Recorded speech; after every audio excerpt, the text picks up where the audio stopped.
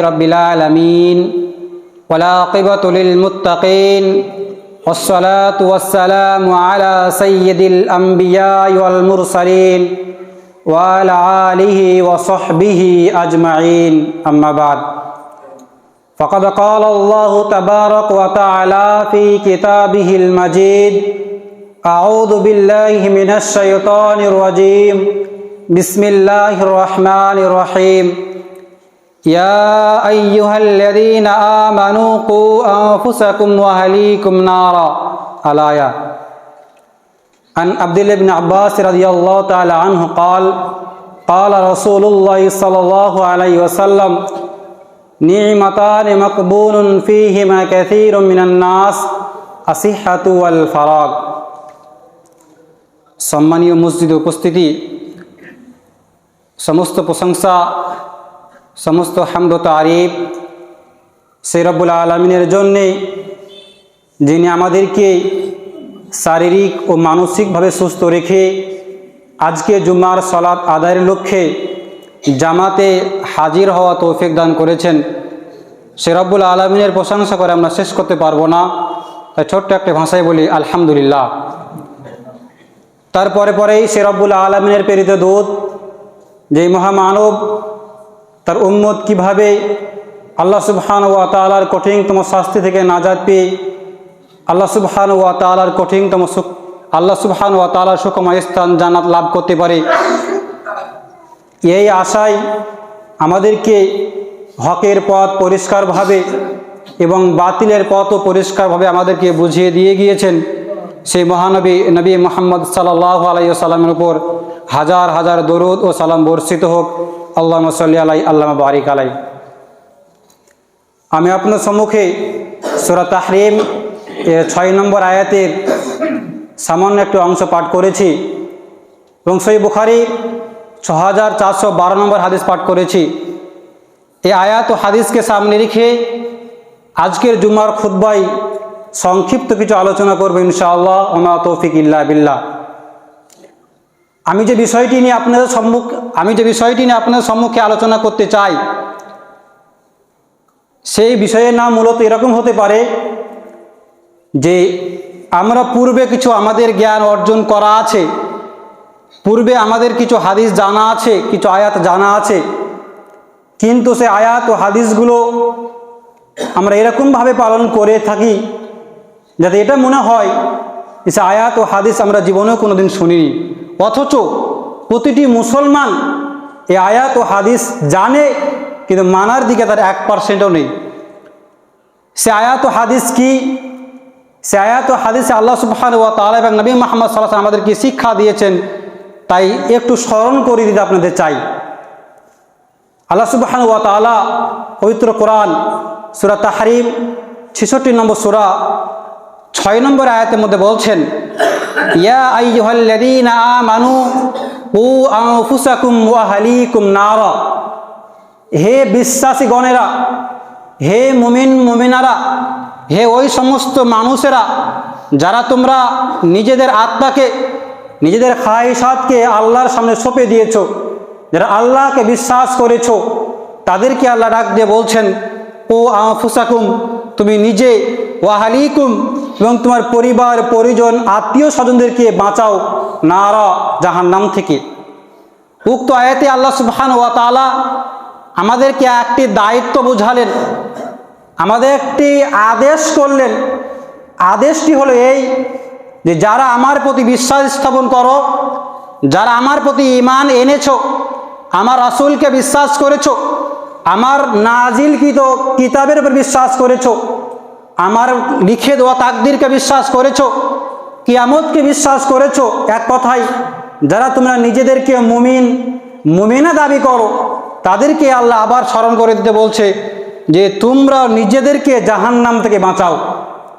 তার মানে প্রথমত যারা ঈমান আনে, প্রথমত যারা আল্লাহকে বিশ্বাস করে, তারা এই আকীদা নিয়েই বিশ্বাস করে যে আমি আল্লাহকে বিশ্বাস করে আল্লাহ সুবহানাহু ওয়া তাআলা জাহান্নাম থেকে বাঁচতে চাই। আল্লাহ সুবহানাহু ওয়া তাআলার উপরে ঈমান এনে আল্লাহর সুখময় স্থান জান্নাত লাভ করতে চাই। এরপরেও আবার আল্লাহ সুবহানাহু ওয়া তাআলা বলছে, হে ঈমানদারগণ, তোমরা আল্লাহ সুবহানাহু ওয়া তাআলার কঠিনতম জাহান্নাম এর আগুন থেকে নিজেকে বাঁচাও। প্রথম একটা অংশ আপনি নিজেকে বাঁচালেন, এর পরের অংশ বলছেন ওয়াহালিকুম, তুমি নিজে বাঁচলে হবে না, তোমার পরিবার পরিজন, তোমার ছেলে, তোমার মেয়ে, তোমার সন্তান যেগুলো আছে, তোমার ভাই বোন যারা আছে, তোমার পিতামাতা যারা আছে, তোমার পাড়া প্রতিবেশী যারা আছে, এদেরকেও বাঁচাও। কি থেকে বাঁচাবে? তো সেই কঠিন জাহান্নাম থেকে। একটু আমাদের মধ্যে লক্ষ্য করে দেখি তো, আমরা এই আয়াতের উপরে কতটা আমল করে থাকি। কথার দরুন কোনোদিন রাস্তায় চলতে চলতে রাস্তার ধারে একটা আগুন জ্বলছে, এমন কোনো পাগলকে আপনি দেখেছেন জেনে শুনে সে আগুনে ঝাঁপ দিতে? দেখেননি।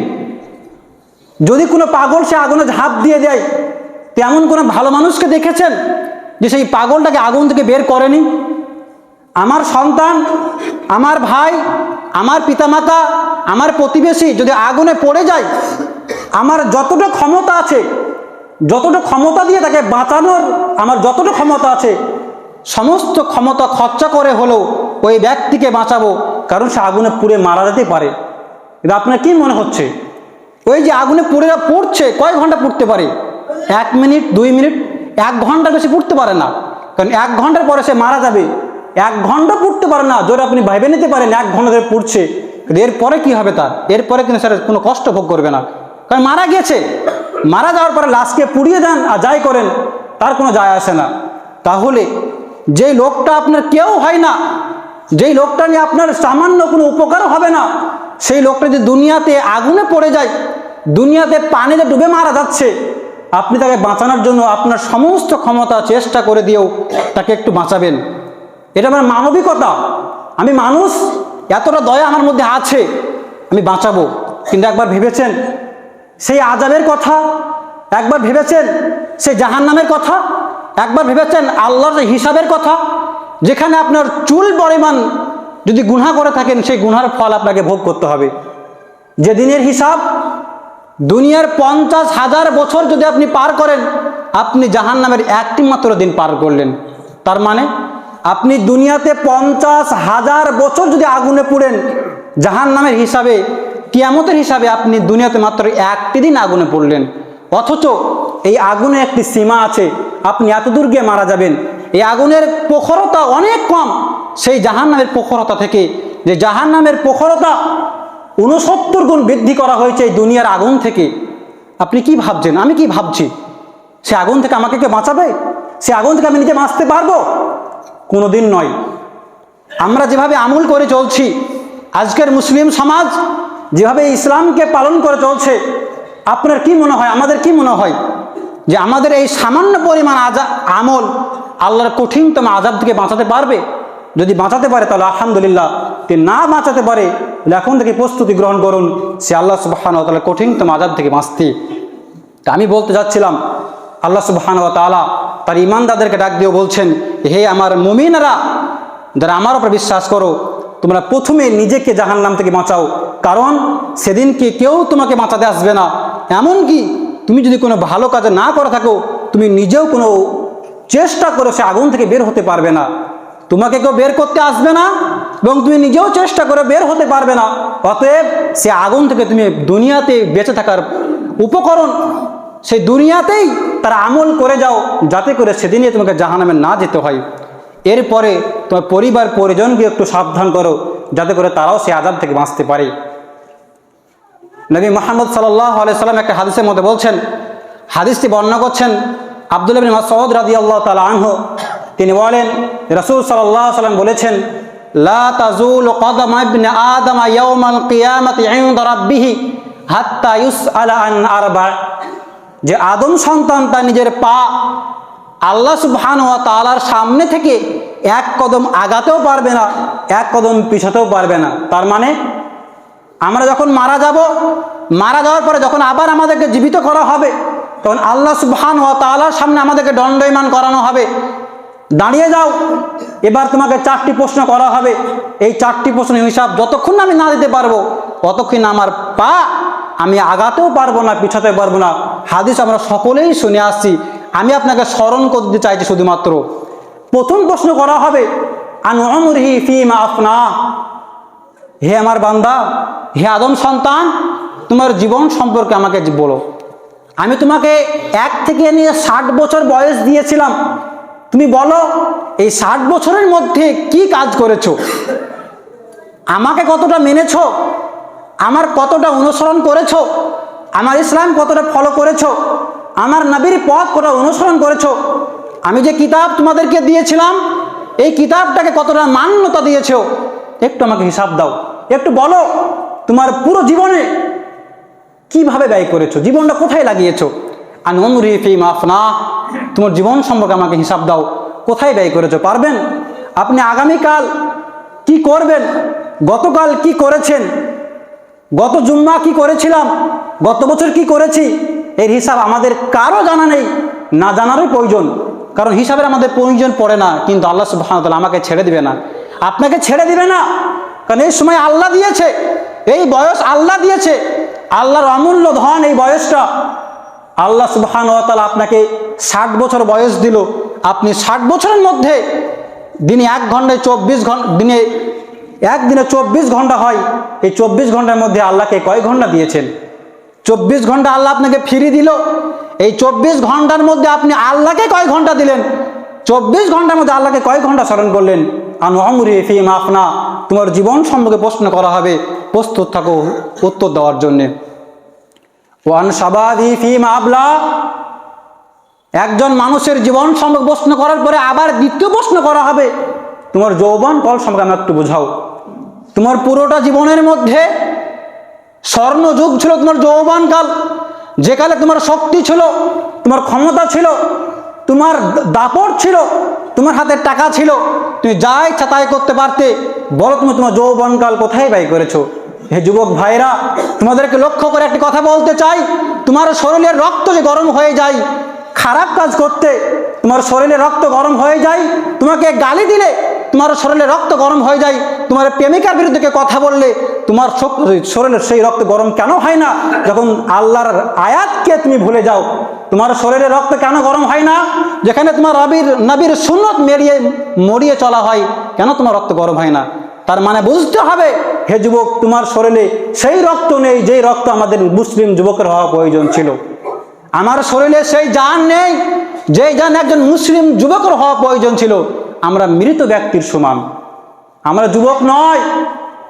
আমরা নিজেকে যুবক বলে যুব সমাজকে লজ্জিত করছি, কারণ যে যুবকদের হাত দিয়ে ইসলাম আজকে এসেছিল, আজকের সেই যুবকরাই নিজ হাতে ইসলামকে আবার ফিরিয়ে দিয়ে যাইছে। আপনি একটু বাইরে দিয়ে দেখেন, যুবক ভাইদেরকে প্রশ্ন করি, যারা আমরা একটু বাইরের আশেপাশে ঘুরে বেড়াই, আমরা নিজেরা কত ইসলামকে ফলো করি, আমার বন্ধু কত ইসলামকে ফলো করে, আমার ভাই কত ইসলামকে মান্যতা দেয়। যাদের ছেলে আছে, তার ছেলে যুবক, তার ছেলে কতটা ইসলামকে ফলো করে না, আমরাও করি না। তার মানে যে যুবক রক্ত দিয়ে ইসলাম এনেছিল, আজকের যুবক সেই রক্ত দিয়ে ইসলামকে মিটিয়ে দিতে চাইছে। এরপরেও আমরা বলছি আল্লাহ সুবহানাহু ওয়া তাআলা সাহায্য আমাদের উপর আসছে না, এরপরেও বলছি আমরাই হলাম মুসলিম যুবক, এরপরেও আমরা গর্ব করি আমরাই হলাম সেই সাহাবীদের মতো যুবক। আমাদেরকে লজ্জিত হওয়া উচিত ছিল, আমাদের লজ্জা হওয়া উচিত ছিল, আমাদের এই পরিচয় দিতে দ্বিধাবোধ করা উচিত ছিল। আমরা যুবক নয়, আমরা মৃত যুবক, যে যুবকের কোনো দাম নেই, যে যুবক ইসলাম চায় না, যে যুবক আশা করেন ইসলাম, সেই যুবক আমরা, যাদেরকে ইসলামের বিন্দুমাত্র উপকার তো হয় না, বরং 100% ক্ষতি হয়। ও আন শাবাবি ফীমা আবলা, হে যুবক তুমি প্রস্তুত থাকো, তোমার যৌবনকাল কোথায় ব্যয় করেছিলে? মদের আড্ডাতে, জোয়ার আড্ডাতে, প্রেমের আড্ডায়, জেনার আড্ডায়, গানের আড্ডায়, বক্স নিয়ে গ্রাম ফাটিয়ে চলো ডিজে বাজিয়ে। তোমার গর্ব হয়, আমার গর্ব হয় আমার ভাই আজকে ডিজে বাজিয়ে ড্যান্স করেছে, আমার গর্ব হয় আমার ছেলে ডিজে বাজিয়ে নেচেছে, আমার গর্ব হয় আমার বন্ধু ডিজে বাজিয়ে পুরো গ্রাম কাঁপিয়েছে। গর্ব হয়? এরা গর্ব বলে না, এরা পশুত্ব বলে। আমার মধ্যে মানুষত্ব নেই, আমার মধ্যে পশুত্ব রাজ করছে বলে আমি গর্বটা করি। আমাকে লজ্জিত হওয়া উচিত ছিল, আমার ভাই এরকম করছে, আমার ছেলে এত নিচে নামে চলে গেছে, আমার বন্ধু এতটা খারাপ হয়ে গেল যে গান বাজিয়ে চলছে। না হে যুবক, তুমি একটু প্রস্তুত থাকবে। ওয়ান শাবাবি ফীমা আবলা, তুমি তোমার যৌবনকাল কোথায় ব্যয় করছো? তোমাকে আল্লাহ ছেড়ে দিবে না। এই যৌবনকাল আল্লাহ দিয়েছে, এমনি দিয়ে দেয়নি। শাবুন নাশা ফি ইবাদাতিল্লাহ, যেদিনের সাহায্য করে কেউ থাকবে না, যেদিনের রোদের প্রখরতা থেকে ছায়া দেওয়ার মতো কিছু থাকবে না, সেদিনে আল্লাহ সুবহানাহু ওয়া তাআলা 7 শ্রেণীর লোককে ছায়া দেবে। তার মধ্যে এক শ্রেণীর লোক বলছেন শাবুন নাশা ফি ইবাদাতিল্লাহ, ওই যুবক যে যুবক তার যৌবনকালে আল্লাহর ইবাদত করেছে।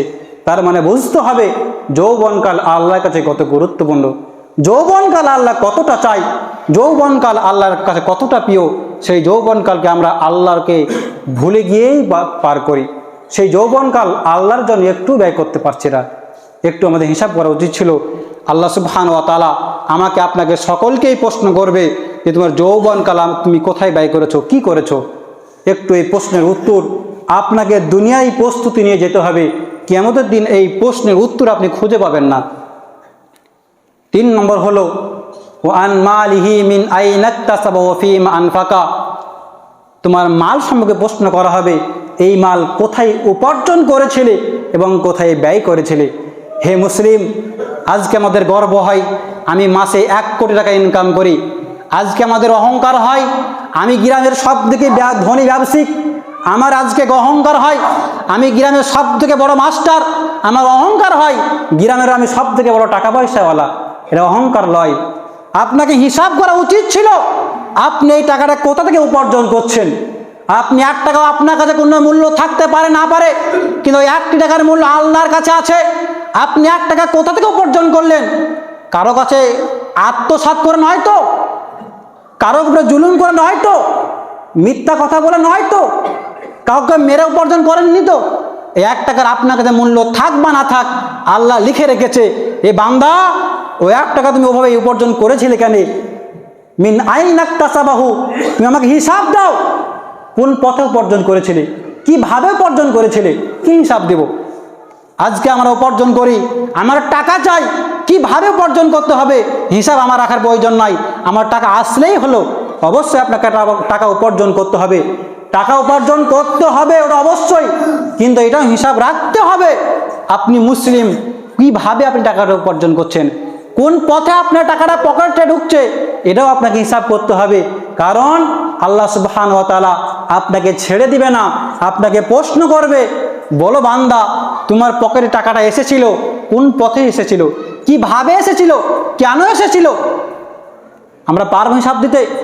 আমি আজকে 100 টাকা ইনকাম করলাম, আপনি বলতে পারবেন, আমি বলতে পারবো এই 100 টাকার মধ্যে 100 টাকায় আমি হালাল পদ্ধতিতে উপার্জন করেছি, এর মধ্যে 1 টাকাও হারাম নেই। যদি আমি একদিনে হিসাব না করতে পারি, তাহলে আমি 40 বছর ব্যবসা করেছি, 30 বছর ব্যবসা করেছি, 20 বছর ব্যবসা করেছি, 20 বছর চাকরি করেছি, 20 বছর আরও অনেক কিছু করেছি, 20 বছর টাকা ইনকাম করেছি। 20 বছরে আপনি কত টাকা কিভাবে ইনকাম করেছেন এই হিসাব আমাদের কারো নেই, কিন্তু এই হিসাব আল্লাহ লিখে রেখেছে। আমাকে প্রশ্ন করবে, যেখানে আমি ভুল উত্তর দেব সেখানে আল্লাহ বলবে থামো, তুমি এখানে ভুল বলছো।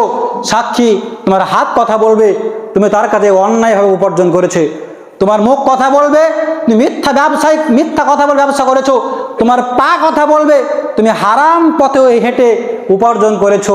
আমার আপনার মিথ্যা বলার কোনো পথ থাকবে না। হিসাব করে 1 টাকা হলেও হিসাব করে উপার্জন করবেন, কারণ ওই 1 টাকার হিসাব আল্লাহ সুবহানাহু ওয়া তাআলা আমার আপনার কাছে নেবে। মিন আইনা ইকতাসাবাহু ওয়া ফীমা আনফাকা, আপনি উপার্জন করলেন মানে এটা ভেবে নিয়েন না এই টাকাটা আপনার পকেটে আপনার থাকতে পারে, টাকাটা আপনার না, টাকাটা আল্লাহর দেওয়া। আল্লাহ আপনাকে বলবে বান্দা, আমি যে টাকা তোমাকে দিয়েছি, আমি যে অর্থ তোমাকে দিয়েছি, এই অর্থ এই পথে ব্যয় করবে, কারণ অর্থ তোমার নয়, অর্থ আমি তোমাকে দিয়েছি। আমি যে পথে ব্যয় করতে বলবো সেই পথেই তোমাকে ব্যয় করতে হবে। আপনি হিসাব রাখবেন। আপনার ছেলে টাকা চাইলে আব্বু 100 টাকা দেন তো, আজকে বন্ধুর সঙ্গে ঘুরতে যাব। আপনার ছেলে বন্ধুর সঙ্গে ঘুরতে গিয়ে বিড়ি খেলো, সিগারেট খেলো, জুয়া খেললো, আপনি হিসাব রাখবেন। ওই হিসাব আল্লাহ আপনার কাছে নিবে। বলো বান্দা, তোমাকে 1 লক্ষ টাকার মালিক বানিয়েছিলাম, কি করেছো? আপনি বলবেন একদিন আমার ছেলেকে 100 টাকা দিয়েছিলাম। আল্লাহ আবার জিজ্ঞাসা করবে তোমার ছেলেকে কেন দিয়েছিলে? আপনি কি উত্তর দিবেন? জুয়া খেলতে দিয়েছিলাম, সিগারেট খেতে দিয়েছিলাম, বন্ধুর সঙ্গে আড্ডা মারতে দিয়েছিলাম। কি উত্তর দেব? কোনো উত্তর থাকবে না। যদি আপনার ছেলে কি করছে সে টাকাটা নিয়ে হিসাব না রাখতে পারেন, আপনার ছেলেকে আপনি টাকা দিয়েন না, কারণ আপনাকে প্রশ্ন করা হবে আপনি কোথায় টাকাটা উপার্জন করেছেন, কোথায় ব্যয় করেছেন, এও প্রশ্ন করা হবে। আপনাকে যখন মসজিদ টাকা চাই, মাদ্রাসা টাকা চাই, কোনো ফকির টাকা চাই, কোনো মিসকিন টাকা চাই, কেউ না খেয়ে মারা যায়, আপনার পকেট থেকে টাকা বের হতে অনেক কষ্ট হয়, যেন আমার পকেটটা ছিঁড়েই যাচ্ছে, অন্তরটা ছিঁড়ে যাচ্ছে। কিন্তু অপরদিকে যখন কোনো খারাপ কাজ আপনাকে টাকা চাই, আপনার ছেলে টাকা চাই খারাপ কাজ করার জন্য, কোথাও কিছু করার জন্য, আপনি কোনো হিসাব না করে টাকা বের করে দিলেন, আপনি কি ভাবছেন আপনি দায়িত্ব পালন করলেন? না, আপনি দায়িত্ব পালন করলেন না। হিসাব রাখবেন, এই যে টাকাটা আপনি দিয়ে দিলেন বিনা কোনো হিসাবে, আল্লাহ কিন্তু হিসাব লিখে রেখেছে, বান্দা তুমি কেন তাকে টাকা দিয়েছিলে, আমাকে হিসাব আজকে বুঝিয়ে দাও। সেদিন তুমি হিসাব না রাখতে পারো, কিন্তু আমি তোমার মতো গাফিল ছিলাম না, আমি তোমার মতো অমনোযোগী ছিলাম না, আমি ঘুমিয়ে যাইনি, আমি তোমাকে দেখছিলাম তুমি কি করছো, তুমি কেন টাকা দিয়েছিলে, আমাকে হিসাব দাও। তুমি টাকার মালিক তুমি তো ছিলে না, ওই টাকা আমি তোমাকে দিয়েছিলাম, তোমাকে আমি বড়লোক বানিয়েছিলাম, তুমি কেন টাকা দিয়েছিলে? আল্লাহ বলবে, বান্দা আমি তোমাকে খাদ্য চেয়েছিলাম, খাদ্য দাওনি, আমি অসুস্থ ছিলাম, তুমি আমাকে সুস্থতা আমাকে দেখতে যাওনি। আমি বলবো, আল্লাহ তুমি খাদ্য চেয়েছিলে, তুমি অসুস্থ ছিলে, হতেই পারে না। তখন আল্লাহ বলবে, তোমার পড়োশি ছিল ক্ষুধার্ত, তাকে তুমি খাদ্য দিলে, সেখানে আমাকে পেতে। তোমার পড়োশি অসুস্থ ছিল, তাকে দেখতে গেলে সেখানে আমাকে পেতে। তার মানে আপনি কোথায় খরচা করবেন, আল্লাহকে কিভাবে পাবেন? আল্লাহকে পাওয়ার সব থেকে আসান সহজ পদ্ধতি হলো আপনার এলাকার গরিব দুস্থ অসহায় মানুষের পাশে দাঁড়ান। আপনাকে টাকা আছে, আল্লাহ আপনাকে টাকা দিয়েছেন, বড়লোক করেছে, আপনি আলহামদুলিল্লাহ বলে আল্লাহর পথে একটু খরচা করুন, একটু স্মরণ করুন এই টাকাটা আরেকজনকেও দিতে পারতো, কিন্তু আল্লাহ আপনাকে দিয়েছে, আল্লাহ আপনাকে অনুগ্রহ করেছে, দয়া করেছেন বলে আল্লাহ আপনাকে দিয়েছে। তার মতো আপনাকে ফকির বানাতে পারতো, তার মতো আল্লাহ আপনাকে রাস্তার ফকির বানাতে পারতো, না খেয়ে মারতে পারতো, আপনাকেও সেই ফুটপাতে বাড়ি বানাতে পারতো, কিন্তু আল্লাহ আপনাকে দুতলা বাড়ি করার সুযোগ দিয়েছে, আল্লাহ আপনাকে 4 চাকা কেনার তৌফিক দিয়েছে। এগুলো আপনি অহংকার করিয়েন না, এগুলো আপনার না, এগুলো আলহামদুলিল্লাহ বলে একটু আল্লাহকে স্মরণ করুন। আমি আর বেশি বাড়াবো না, আমি শেষে আপনার কাছে যা আবেদন, যে অনুরোধটা আপনি রাখবো, সেটা হলো এই যে আল্লাহ সুবহানাহু ওয়া তাআলার এই আয়াতগুলো, নবী সাল্লাল্লাহু আলাইহি ওয়াসাল্লামের হাদিসগুলো আমাদের ভুলে গেলে হবে না। কারণ আল্লাহ সুবহানাহু ওয়া তাআলা যে কথাগুলো আমাদেরকে শিখিয়েছেন, রাসূল যে পথ আমাদেরকে দেখিয়েছেন, এই পথ আল্লাহর কোনো লাভ নেই, রাসূলের কোনো লাভ নেই, লাভ শুধুমাত্র আমাদের জন্যই।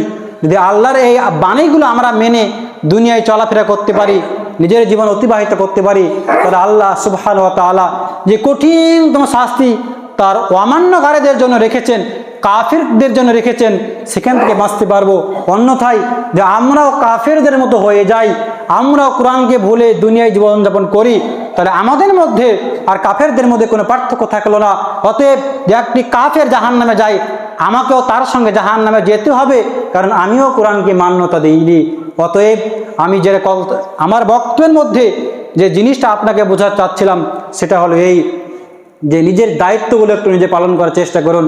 আল্লাহ সুবহানাহু ওয়া তাআলা আমাদেরকে দায়িত্ব দিয়েছে, আমরা নিজেরা যেন জাহান্নাম থেকে বাঁচতে পারি এবং আমার পরিবার পরিজনকে জাহান্নাম থেকে বাঁচাতে পারি।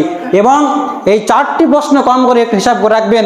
আমার জীবনের প্রশ্ন আমাকে করা হবে, আমার যৌবনকালের প্রশ্ন আমাকে করা হবে, আমার অর্থের প্রশ্ন আমাকে করা হবে, কোথায় উপার্জন করেছি, কোথায় ব্যয় করেছি, এই প্রশ্ন করা হবে। এবং আমি কি শিখেছি এবং শিখার পরে তারপরে কি আমল করেছি, এই প্রশ্ন আমাকে করা হবে।